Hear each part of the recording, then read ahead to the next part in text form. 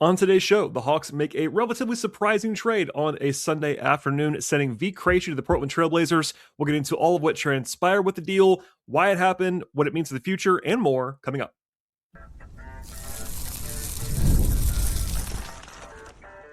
You are Locked On Hawks, your daily Atlanta Hawks podcast. Part of the Locked On Podcast Network. Your team every day. Hello, friends. Welcome to episode 2157 of the Locked On Hawks podcast, part of the Locked On Podcast Network, now the number one sports podcast network. I am your host, Brad Rowland, coming to you on a Sunday afternoon in surprising emergency podcast fashion. And I did a show last night. If you missed it, I talked about the Hawks losing in frustrating fashion on the road against Indiana. That podcast is still in your feeds right now.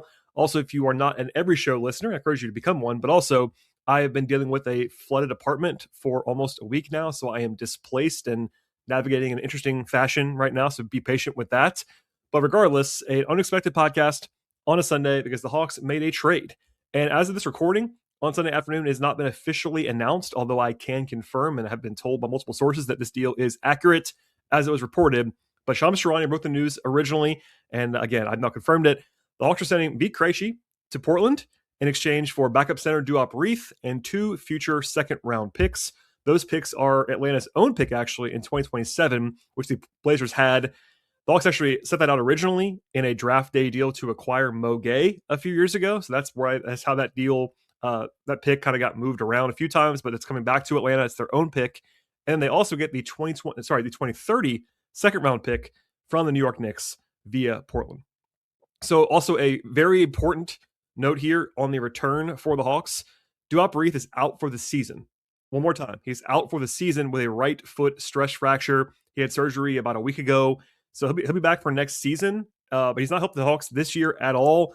And importantly, he's on an expiring contract. So that'll be part of the discussion as we go in here. So Shams first reported on Twitter today that the deal, quote, allows the Hawks to create roster space, end quote. That is wording that is interesting to me because it does not actually inherently create roster space. He did say that it allows them to, if they prefer to do so, basically. It's a one-for-one trade. So as of when the deal gets done, nothing has improved or changed when it comes to money, when it comes to roster spots. It's all pretty neutral on that front. I'm going to lean in and assume, or maybe at least guess or estimate, that Shams was probably leaked. There's probably another move coming for the Hawks that might create that roster space. And for me, it's kind of logical. The Hawks now have Duop Reath and N'Faly Dante as centers who are out for the season. And Dante has a cheap deal for next year if the Hawks want to keep him around, which is why they've kept him around so far. Whereas Reath is actually expiring this year. He's on a deal that ends in a few months and again, won't be playing on that deal. So I'm not reporting anything here, but it would surprise me if they kept both of Dante and Reath to the end of the season because there's just no reason to have 2 centers who are both out for the year on the roster when they're both easily kind of cuttable or waivable or dumpable in a trade or whatever. I would say if I had to guess, they're more likely to move or cut Reath because he is older and does not have that extra year of team control. They could, I guess, keep both of them and then maybe waive Nikola Juricic or waive Keaton Wallace. They have some end of roster flotsam right now that's not exactly great. We'll see in the next few days, but keep that in mind. And again, one more time, Reath is out for the season. And by the way, if they were to trade or waive one of them, they'd be in a position to convert or maybe sign Christian Koloko to a new deal. Koloko is, again, just a totally normal third center, but he can play right now. He's healthy. And a lot of those questions can be answered in the next 4 or 5 days because the deadline for trades arrives on Thursday. So with that out of the way, that's the nitty gritty of what transpired here. I want to start by just marking the end of the Vit Krejci era with the Hawks. Obviously not like star player. It's not like Trae Young where we're talking about this legacy that he's left behind, but it's been a interesting road with Vit in Atlanta. The Hawks acquired him back in September of 2022 in a salary dump for Mo Harkless. That's 3.5 years ago. They waived him about a year later. He went to Minnesota briefly, and he came back on a 2-way with the Hawks in December of 2023. He played well that year. There was a big controversy at the time because he couldn't play the postseason because he was on a 2-way contract. He wasn't converted, all that stuff. Fast forward to the summer of 2024. He signed a very, very team-friendly deal. I remember doing that podcast actually live from a Las Vegas hotel lobby during Summer League when Vit signed that deal because I praised it quite a bit about how just team-friendly that deal was.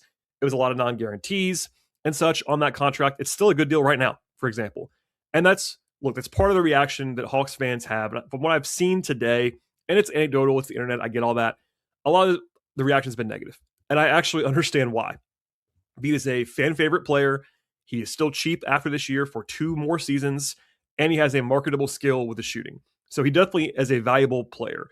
There is a split around the league about how good Vit actually is. I think the consensus probably lands in like the part where he's like a fifth wing on a team, a guy who could be like a 10th, 11th, 12th player on a good basketball team, which is valuable considering he's still making very little money. So that combination of things does make Vit a valuable player.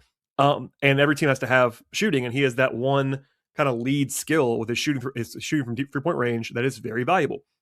As far as what he is as a player right now, Vit's 25. Defensively, he's never gotten to where they hoped that he might get to, but he's not a total disaster either. He's just like a below average defender. He's kind of weak physically by wing standards, but I think the Hawks have kind of also asked him to play out of position a little bit. I think defensively, he's more of a shooting guard. He's had to play some 3 this year. To his major credit, his shooting is a massive developmental win, both for himself and for the Hawks, honestly. Because when the Hawks acquired Vit, the most recent time, he signed a 2-way contract. So having a guy that you signed to a 2-way contract turn into a player that you can trade for 2 second-round picks, that's a win in itself. And the biggest reason why is his shooting. He wasn't a total non-shooter as a young player, but it was a question in his profile. Like he was like known for his passing and creativity and ball movement, all that stuff. Now, his number one appeal by far is his shooting. He shot 42.7% from 3 over the last 2.5 seasons. And that feels pretty real to me. Like, I don't know if he's like an uber elite shooter, but he's certainly a very real one. The trouble is that his secondary stuff, defense, ball handling, all that has not quite gotten to where they wanted it to be. So he's pretty much a specialist, not like a full-blown Garrison Matthews level specialist, but he's taken 74% of his shots from 3 over the last 2 years. He's taken 1.5 2-point shots per game in the last year and a half or so. So he's basically just a 3-point shooter at this point, which again, there is real value in that player. And I want to stress, like, yeah, I think Vit's probably better suited to be a 10th, 11th, 12th guy on a good team, but that's a player that everyone needs. So there is value in that. He's a fan favorite. He's a locker room favorite. Everyone really likes Vit. Stress that again. Everyone likes Vit, and he's a popular player. The main question I've gotten today, since the deal actually came down, is basically, why in the world would the Hawks make this trade? In a second, I'll answer that question, give you all the nuance, look ahead of the deadline, and more. It's coming up in just one moment. It is the last call for football on FanDuel. One final Sunday, one last kickoff. The final chance to get on the action before the NFL season actually comes to an end. This is Super Bowl 60, and FanDuel is making sure that you're right in the middle of the action with a special offer just in time for the biggest game of the year. Whether you're backing the favorite, riding with the underdog, or building one last segment parlay, this is the game that everyone has been waiting for. Where predictions turn into plays, and stats turn into storylines, and every single snap feels even bigger. Plus, FanDuel still has everything you're looking for, from pregame lines and live lines, all kinds of sports across the board at FanDuel. That includes basketball, which is our topic all the time on this podcast. Plus, they have hockey and golf and tennis, baseball, soccer, MMA, boxing, and so much more. And FanDuel is a perfect way to cap off the season and make Super Bowl even more exciting for kickoff until the final whistle. If you're a new customer at FanDuel, bet just $5. You get $200 in bonus bets if you win your first bet. That's $5 and get $200 in bonus bets if you want on FanDuel if you are a new customer. Make it count, because after the Super Bowl, the season is over. It is the last call for football on FanDuel, official partner of Super Bowl 60. Visit FanDuel.com to get started. All right, thank you for joining us on today's show. Make Locked On Hawks your first listen each and every day. If you ever want to go ad-free, get some more perks, you can join the Everydayer Club right now. If you sign up by the deadline on February 5th, you can use the code DEADLINE to get your first month for free. Tap the link in the show notes if you want to learn more. So a second ago, I talked about basically the question coming down my way has been like, why would the Hawks do this? And as usual, if you follow the podcast, I don't have a single answer for you, but I have a lot of nuance and context in the overall rationale to try to give you what I know about the subject. One thing I have to be honest about is that we do not know, in capital letters, for sure why the Hawks made this trade. Austin Saleh has not talked about this as of this recording. It's not been announced just yet. I'm just going to be connecting the logical dots using what I know about the team, how they think in the front office, how the league works, what I've heard behind the scenes. All of that's going to go into what I'm about to say. So keep that in mind. This is not definitely what the Hawks wanted to do with this trade. But I think it's multiple things, honestly. For one, and this is controversial, I understand, but this is totally appropriate value for Vit in a trade.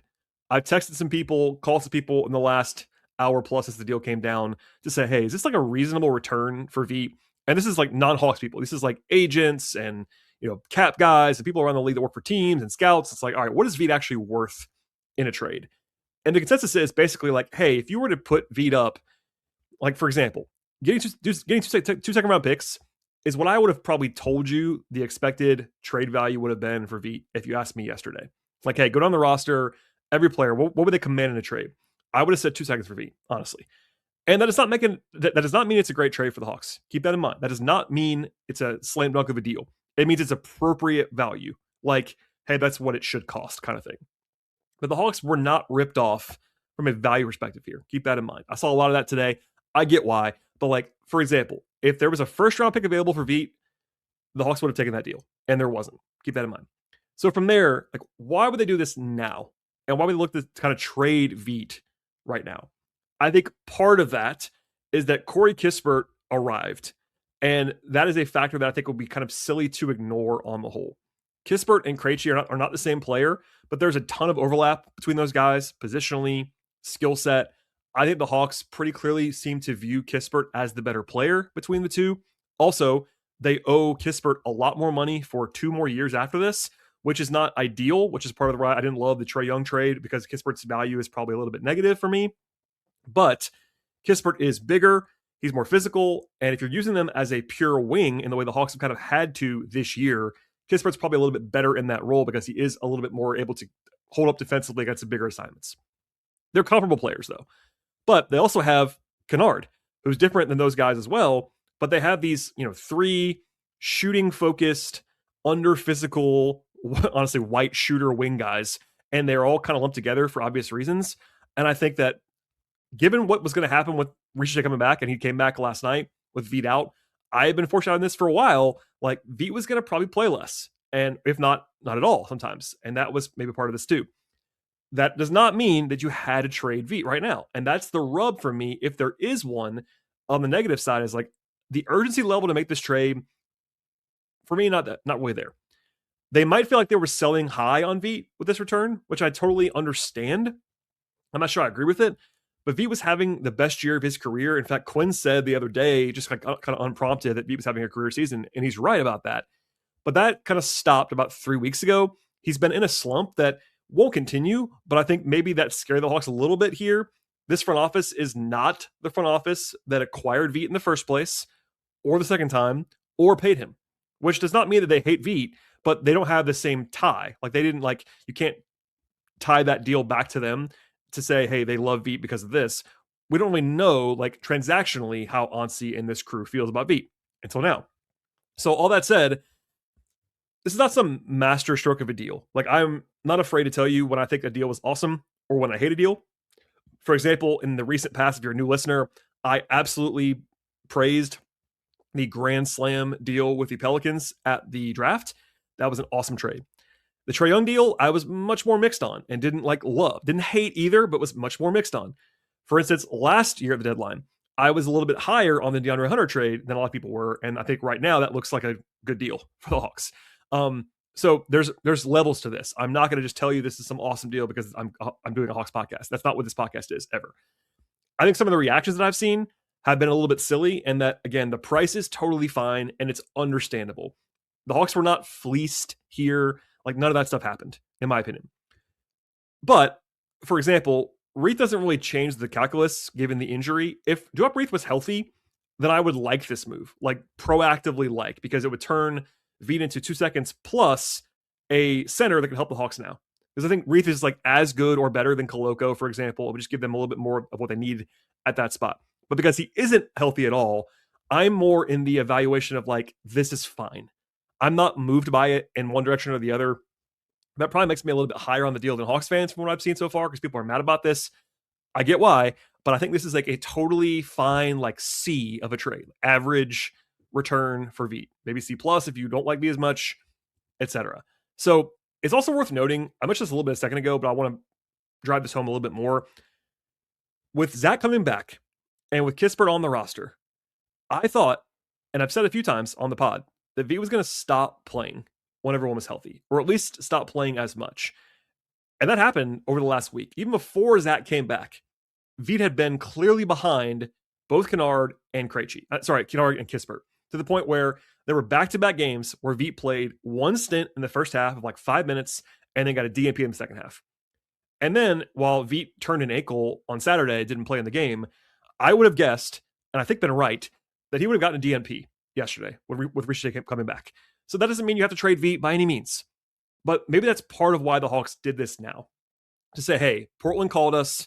They're offering 2 second-round picks for Vit right now because they proactively have a real reason to get someone like Vit. And that offer might not be there soon. Because if he stops playing and is getting DNPs, inherently that might hurt his value a little bit.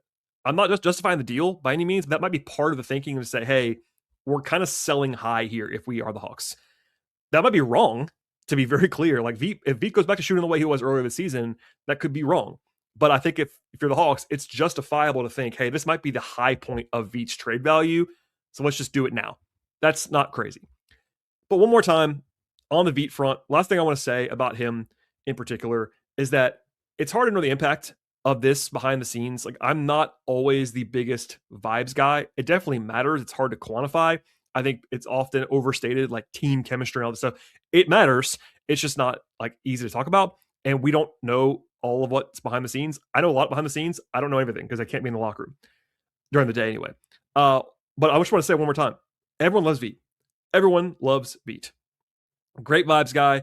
If you've been a Hawks fan for a while, you might remember this, but earlier in his career when he wasn't playing, he was an elite bench celebration guy. Like, just a great vibes, just a happy guy all the time. Like, I enjoyed covering Vit quite a bit. I hope he does really well in Portland. And again, I mentioned this before, there's a real role for Vit in Portland because the Blazers just need shooting really badly, which is why they're doing this. They're trading capital in a year where they're not that good to like just help the team get better with a floor spacer because Vit is going to provide that. In fact, people around the league and speculated about this, and it was actually on my list to probably talk about this week at some point, that like the Portland could target Luke Kennard because like there was a Luke Kennard for Robert Williams construction out there that made a lot of sense for all parties because Kennard, who I like a lot, would have helped Portland, and they had the center in Williams who's expiring. It's not going to happen now, I don't think, but that was logical, and instead it's Vit. But as far as Krejci is concerned, and this is not a Hawks thing, but if you care, these guys are real people, and I want to root for Vit overall. For his own career, this actually might help Vit. I don't know if it will for sure. I hope so for his sake because he's going to have, I think, a clearer role in Portland. Hopefully, that's a great fan base, all that stuff too. So for his sake, I hope it works for him. Overall, on the Hawks side, like this is a deal that I'm okay with. I don't hate it.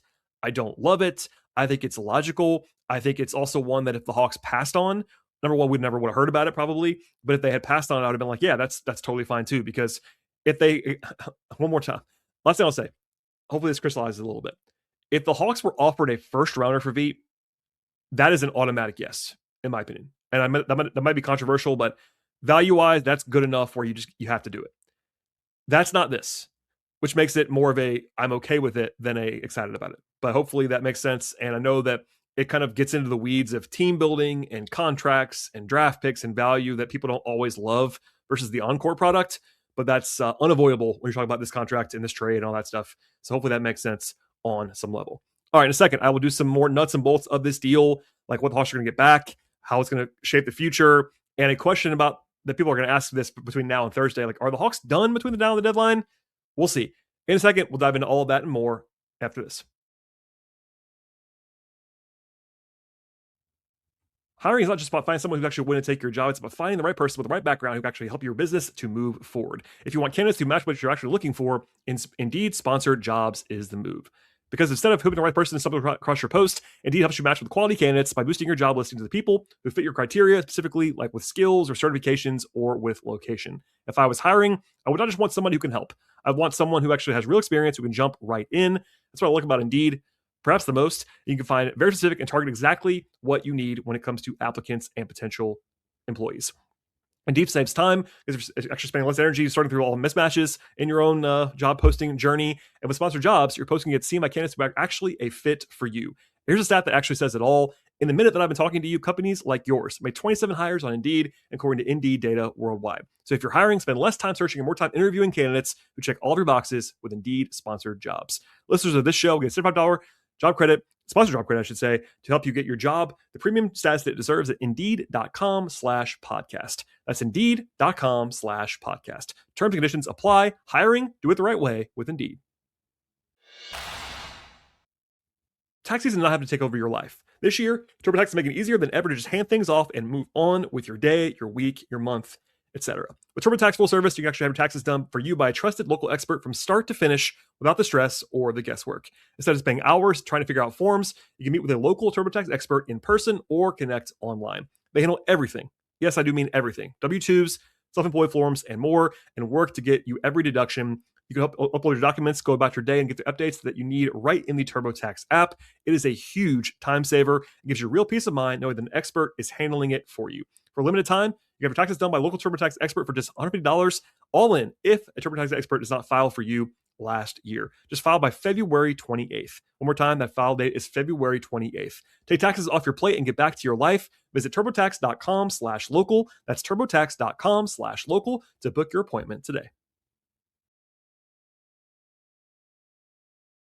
All right, some odds and ends of this trade for the Hawks that was, again, kind of unexpected after a game last night and a couple of days off before the Hawks play again on Tuesday. They get these second-round picks back, a pair of them.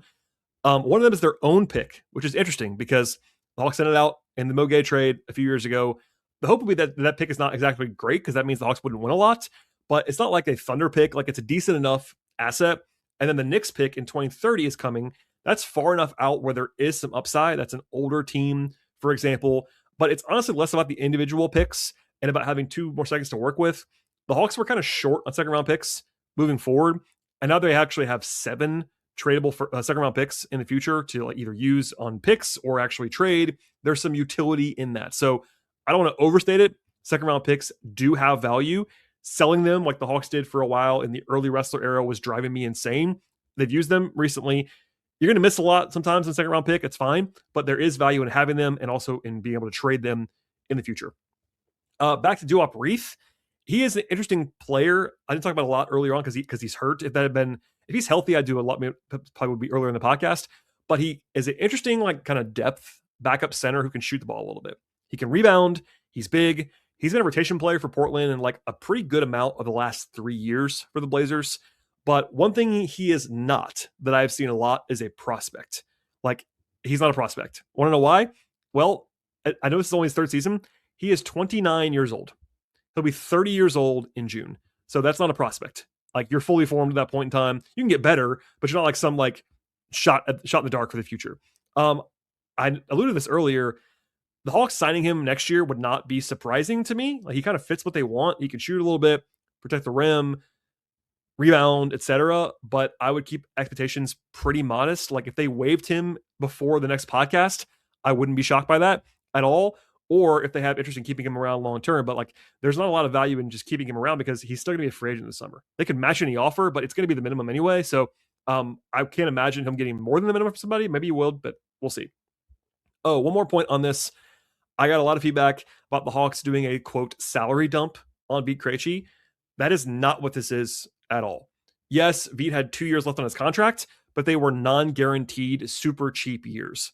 The Hawks could have cut him if they didn't want that money on the books, and they wouldn't have because he had value, but they do not save meaningful money here. This is not about money at all. I understand that any deal that's a pick for, a player for picks is they're not saving money.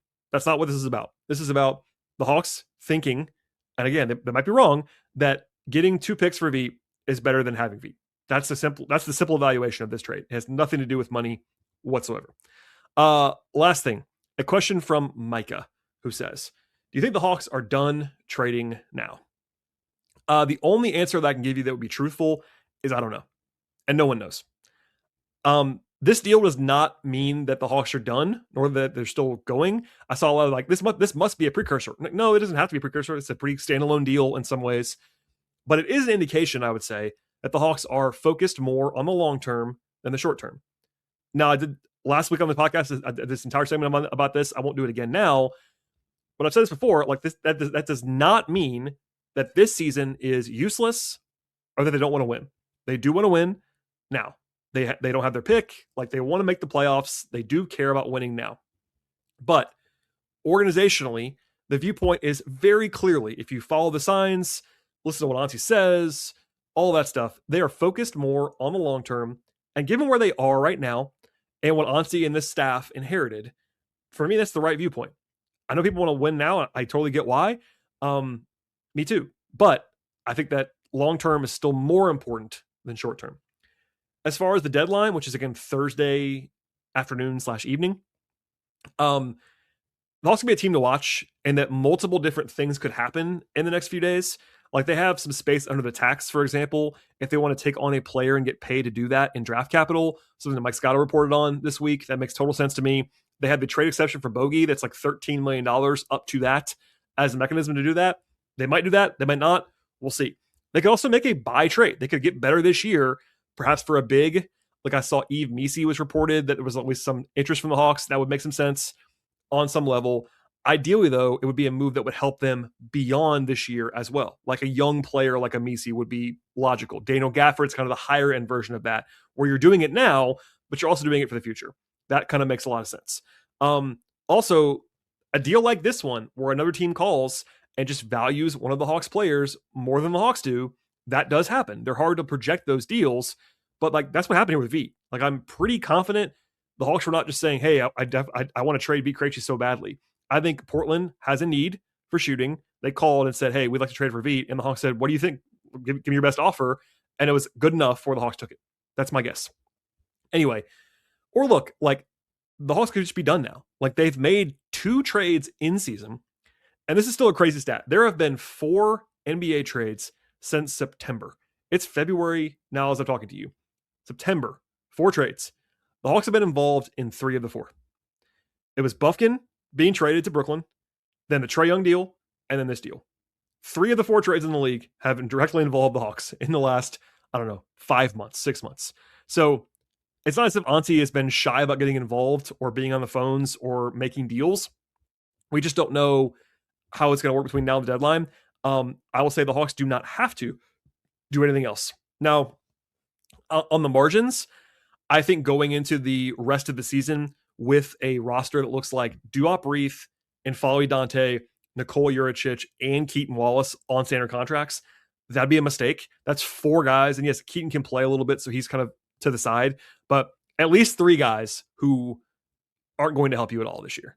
That's not ideal for a team trying to make the playoffs. So I think some movement, whether it be cutting one of those guys after the deadline, doesn't have to be a trade, but like, that's the one thing I would say, like, that's not tenable for me. But as far as like making another big deal, they don't have to do that.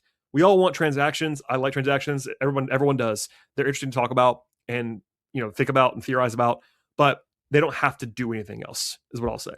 Will they? Buckle up. I think Auntie's been very practical and pragmatic. Like, he'll be involved. I can guarantee you the phone will be ringing at Hawks HQ between now and Thursday, but we'll see if they actually make any more deals. So we are at the point now where I am on ready alert for podcasts at any point. Obviously, this podcast was unplanned on Sunday afternoon. I was going to hold off until tomorrow, but here we are with a trade midday on Sunday and a new month and a lot of stuff going on. So the Hawks do face the Miami Heat on the road on Tuesday. That's the next time that I can guarantee you there'll be a podcast, after the game on Tuesday. But if anything happens today, if anything happens Monday, we'll break in and have another episode. So please go ahead and subscribe right now to Locked On Hawks anywhere you find your podcasts, Apple, Spotify, YouTube, etc. Join us. We're all the time here, basically. Like, I do 5+ shows per week during the season. We are a 12-month, 52-week-a-year operation on this podcast. So please go ahead and subscribe and tell your friends. Ratings, reviews appreciated. If you're an audio listener, please like the pod on YouTube and subscribe there. If you are a YouTube watcher, please subscribe and download on audio as well to kind of double dip to help the podcast. And importantly, tell your friends about the show. Also follow the show on X/Twitter at Locked On Hawks. Follow me there at BT Rowland. Follow me on Blue Sky if you want to at BT Rowland. And then my non-podcast coverage of the Hawks can be found at patreon.com/BT Rowland, where I wrote today about Jalen Johnson hopefully being an all-star. As I'm recording this on Sunday afternoon, we won't know that till tonight, but we'll see on that front. But anyway, please stay tuned. Thank you so much for listening and making us your first listen each and every day. at some point, we'll see you again soon. At the very latest, it'll be after the game on Tuesday. I appreciate you listening as always. We'll see you all next time.